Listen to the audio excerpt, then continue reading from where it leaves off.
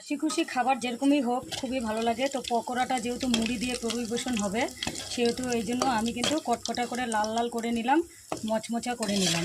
এখন আমি নামিয়ে নিব। দেখো তালের বড়ার মতন হয়ে গেছে দেখতে, ছোট ছোট করে করে ফেলেছি না, সেই জন্য তালের বড়ার মতন হয়ে গেছে।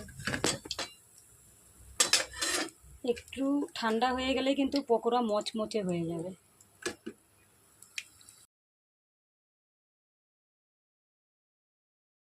হাসি খুশি খাবার যেরকমই হোক খুবই ভালো লাগে। তো পকোড়াটা যেহেতু মুড়ি দিয়ে পরিবেশন হবে, সেহেতু এই জন্য আমি কিন্তু কটকটা করে লাল লাল করে নিলাম, মচমচা করে নিলাম। এখন আমি নামিয়ে নিব।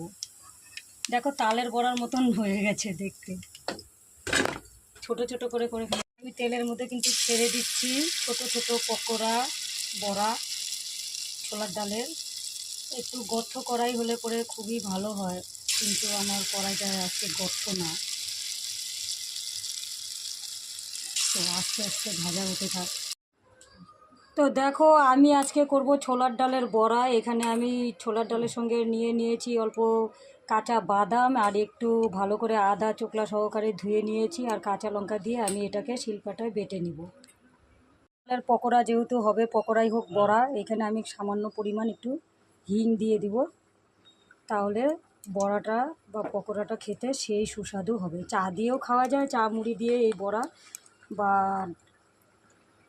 সবজি দিয়েও বানানো যায়, যেরকম তেলটা আস্তে আস্তে আমি ডালের পেস্টটাকে একবারে মিশিয়ে নিলাম। আর দেখো আমি কিন্তু এইখানেও একটু দুধ পাউডার দিয়ে দিব।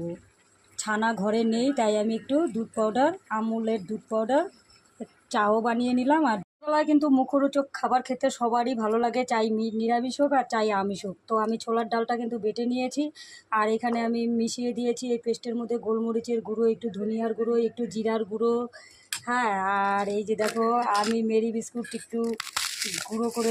দেখো আমি শিলপাটায় কিন্তু বেটে নিচ্ছি।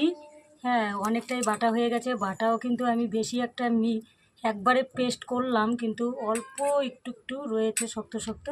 তো আর একটু বেটে নিব, তারপরে আমি দেখাচ্ছি এটাকে কি বানাবো। অ্যাকচুয়ালি আমি এটাকে পকোড়া বানাবো কিন্তু সাথে আমি খাবো। দেখো আমি গরম ভাতে কিন্তু জল দিয়ে রেখেছি, বলে না এক মায়ের এক ঝি পান্তা ভাতে ঢালে ঘি।